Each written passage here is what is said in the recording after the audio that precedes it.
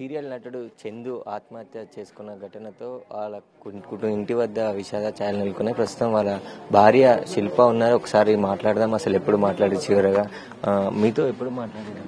ఇప్పటి నుండి అంటే పర్సనల్ కాల్ ఏం జరగలేదు మా ఇద్దరి మధ్యలో కన్వర్సేషన్.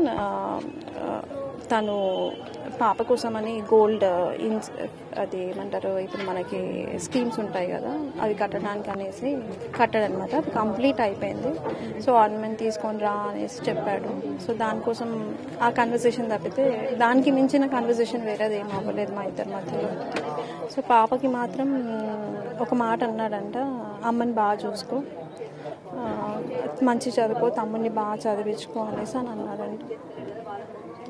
మీ మ్యారేజ్ ఎప్పుడైంది? ఎప్పటి నుంచి చందు అటు దూరం వెళ్ళడం జరిగింది? మాది 2015 నవంబర్ 29న మా మ్యారేజ్ అయ్యింది. తను 2020లో ఎగ్జాక్ట్ మంత్ తెలియదు, somewhere in the month of June July ఉంటుంది, మిడ్ ఆఫ్ ద ఇయర్. అప్పటి నుంచి దూరం అయ్యాడు. అంటే ఏం చేసేవాడు ముందు? సీరియల్స్ రాకముందు చందు ఏం చేసేవాడు? అసలు దూరం కావడానికి కారణం? సీరియల్స్ చేస్తూ సైమల్టేనియస్గా తనకి సాఫ్ట్వేర్ కంపెనీ ఉండింది. సాఫ్ట్వేర్ ఇప్పుడు మనకి ఉంటాయి కదా, లాంగ్వేజెస్ కానీ ప్రోగ్రామింగ్ కానీ అవి ట్రైనింగ్ ఇచ్చే కంపెనీ ఉండింది. కొంచెం లాస్ అయినందుకు తీసేయాల్సి వచ్చింది అనమాట. తీసేసిన తర్వాత ఫుల్ ప్లెజ్గా ఇండస్ట్రీలోకి వచ్చేసాడు అనమాట. పవిత్ర ఎట్లా దగ్గరైంది ఆమెకి? మీరు పెళ్లి చేసుకుని పిల్లలు ఉన్నారు, ఆమె ఎందుకు ఎంటర్ కావాల్సి వచ్చింది? పవిత్ర జయరామ్ ఎంటర్ అయ్యింది త్రినేని కాంట్రాక్ట్ వల్ల. త్రినేని సీరియల్ ఎప్పుడైతే కాంట్రాక్ట్ సైన్ చేశాడో ఆ తర్వాత నుంచి చాలా చేంజ్ వచ్చింది. ఫస్ట్ లాక్డౌన్ తర్వాత నుంచి చాలా చేంజ్ వచ్చింది. అంటే మరి మీరు అడేలే కుటుంబ సభ్యులు అని మీరు ఇక్కడ దూరంగా ఉంటున్నారు అంటే గొడవ పడి అంటే తరచుగా గొడవలు అవుతున్నాయి. మేమేమనుకున్నామంటే ఏదో మిస్కమ్యూనికేషన్ అలా అనుకున్నాం, కానీ ఇంత డెప్త్గా వెళ్తాడు అంటే ఇది అని ఎక్స్పెక్ట్ చేయలేదు. ఇది అన్ఎక్స్పెక్టెడ్. అంతలోపు మాకు తెలిసేలోపు అన్ఎక్స్పెక్టెడ్. అంటే మా మదర్ పాస్ అవే అయింది డిసెంబర్ 2019లో 21st. నేను అందులో నుంచి డిప్రెషన్లో నుంచి బయటికి రావడానికి నాకు ఆల్మోస్ట్ 2 years పట్టింది. అందులోనే ఇది ట్రావెల్ అయినారు వీళ్ళిద్దరు. సో నాకు తెలిసేసరికి ఆల్మోస్ట్ అంతా జరిగిపోయింది.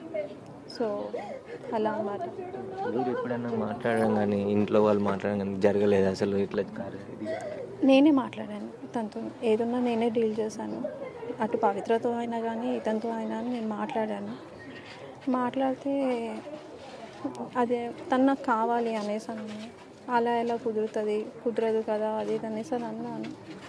లేదు కావాలి అది అనేసి అని అన్నాడు. మళ్ళీ పిల్లలు ఎలా, ఆ డిస్కషన్ జరిగింది. బట్ తన ఇంట్రెస్ట్ మొత్తం అక్కడ ఉండింది. పోనీలే ఎక్కడో ఒక చోట ఫాదర్ అన్న ఉంటాడు కదా పిల్లలకి అని అనుకున్నాను. ఆల్ ఆఫ్ సడన్ ఈ యాక్సిడెంట్ అవ్వడము, మేబీ తను పోయింది కదా మా కోసం పిల్లల కోసం వస్తాడు, ఇన్ని రోజులు సఫర్ అయిన పెయిన్ మొత్తం పోయింది, కొంచెం డిప్రెషన్ ఉంటుంది, ఆ డిప్రెషన్లో నుంచి బయటికి వచ్చాక మళ్ళీ మాతో కలిసిపోతాడు, ముందట్లా మా లైఫ్ ఉంటుందని ఎక్స్పెక్ట్ చేశాను. కానీ ఇలా జరుగుతుందని ఎప్పుడు ఎక్స్పెక్ట్ చేయలేదు. అంటే కొంతమందితో వాట్సాప్ చాటింగ్ చేసిండు, మాట్లాడడం, కొంత వేరే వాళ్ళ ఫ్రెండ్స్తో ఇట్లా వాట్సాప్ చాటింగ్ చేసి ఇట్లా చనిపోతాం. మీ కుటుంబ సభ్యులకి ఏమైనా అట్లా ఫోన్ చేయడం కానీ అట్లా చేశారా? లేదు, యాక్చువల్గా నేను ఇన్స్టాగ్రామ్లో చూశాను. అంటే పవి 2 days వెయిట్ చేయి, నేను వచ్చేస్తున్నాను నీకోసము అని, అంతే తప్పితే. సో అది చూసిన తర్వాత ఫ్యామిలీ మెంబర్స్తో కూర్చోబెట్టి మాట్లాడిపిస్తే నేను అంత పిలుకోండి కాదు, నేను ఆ పిల్లల కోసం బతుకుతా అనేసి అని అన్నాడు. అంతే. మీకు ఎప్పుడు చెప్పారు ఇట్లా చనిపోయింది అని చెప్పేసి? మీకు ఎట్లా అంటే మేము యాక్చువల్గా ట్రై చేస్తున్నాం, నిన్న మార్నింగ్ నుంచి ట్రై చేస్తున్నాం అనమాట. మేమే పంపించాము బాబుని, అంటే ఫ్రెండ్ వాళ్ళ బ్రదర్ని పంపించాము. అక్కడ వెళ్ళి చూసేసరికి హ్యాంగ్ చేసుకొని ఉన్నారంట. అంటే ఎక్స్పెక్ట్ చేయలేదు, ఎందుకంటే రాగానే పవిత్ర జయరామ్ ఫ్యూనరల్ అవ్వగానే ఇమీడియట్గా తన లగేజ్ మొత్తం తీసుకొచ్చేసారనమాట. సో లగేజ్ తీసుకొచ్చినాక తను వెళ్తాడు అన్నది ఎక్స్పెక్ట్ చేయలేం కదా. బట్ ఈ సాఫ్ట్వేర్ కంపెనీకి సంబంధించిన దాంట్లో ఏమైనా పవిత్ర వివాదం జరిగిందా, గొడవలు జరిగిందా మధ్యలో? లేదు, అలాంటివి ఏం లేదు, నాకు తెలిసి అయితే లేదు. ఈ సాఫ్ట్వేర్ కంపెనీ అన్నది బ్యాక్ 2015 ఆ టైంలో, సో రీసెంట్ కాదు. ఎంతమంది పిల్లలు మీకు? ఇద్దరు పిల్లలను చూపించి, ఏం చదువుతున్నారు? పాప 3rd స్టాండర్డ్, బాబు ఎల్కేజీ. పాప 8 years, బాబు 4 years. అంటే ఈ మధ్య దీనికి సంబంధించి ఇన్సిడెంట్ అయిన తర్వాత పిల్లల కోసం కానీ ఇక్కడ ఉన్న వాళ్ళ తల్లిదండ్రుల కోసం రావడం జరిగింది. అసలు మాట్లాడే ప్రయత్నం చేశాము. యాక్చువల్గా మదర్ చాలా ట్రై చేసింది, వదిలిపెట్టేసే వచ్చేసే నాన్న పిల్లల కోసం అన్న, పిల్లల మొహం చూడు అది తనేసి అని అంటే ఆ మాట అన్నందుకు మదర్తో కూడా మాట్లాడట్లేదు. ఇక్కడికే అంత్యక్రియలు చేస్తారమ్మా? ఇక్కడికే ఇక్కడ నుంచి స్టార్ట్ అవుతుంది. మీరేం చెప్పాల్సుకున్నారు అంటే ఇలాంటి సంబంధాల వల్ల కుటుంబాలకు? యాక్చువల్గా ఎప్పుడైతే అడల్టరీ లీగలైజ్ అయ్యిందో అప్పటి నుంచి చాలామంది ఫ్యామిలీస్ చాలా డిస్టర్బ్ అయ్యాయి. మేబీ మెన్ అవ్వచ్చు, ఫీమేల్ ఆర్ మేల్, 2 sides చాలా దెబ్బతిని ఉంటాయి. సో అది మళ్ళీ బ్యాక్ టు ఆ సెక్షన్ మళ్ళీ తీసుకొస్తే మేబీ నాలాంటి వాళ్ళకి అన్యాయం జరగదేమో అనేసి నేను అనుకుంటున్నాను. ఈ మధ్య మనం చాలా చూస్తున్నాము. ఇప్పుడు తిని సెలబ్రిటీ కాబట్టి మేము ఎక్స్పోజర్ అయ్యాము. లేదు అంటే మాలాగా సఫర్ అయ్యే వాళ్ళు చాలామంది ఉంటారు కదా, చాలామంది చనిపోయి ఉంటారు కదా, వాళ్ళు ఎలా మేము ఎంత ఏడుస్తున్నామో అలాంటి ఫ్యామిలీస్ కూడా అలానే ఏడుస్తుంటారు కదా. అంతే. నా ఒపీనియన్ అయితే అడల్టరీ లీగలైజ్ కాదు, ఇల్లీగల్ అన్నది చేయాలి అన్నది నేను అనుకుంటున్నాను.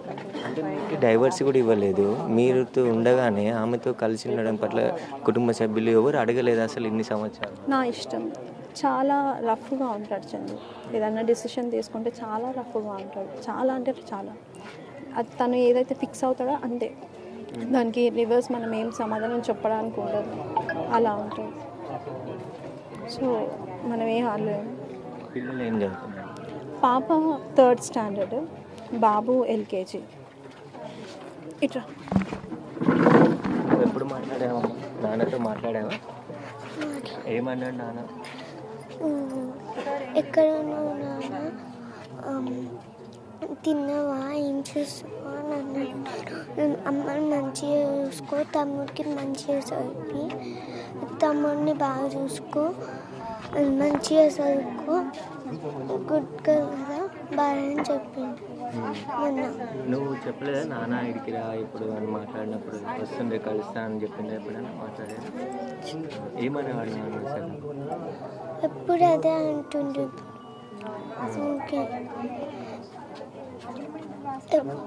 ఎప్పుడు ఇదే అంటుండు. ఇంకొకసారి నీకు తెలుసా నాయన భవ్య అంటే చనిపోయింది అవన్నీ మాట్లాడుతుండు,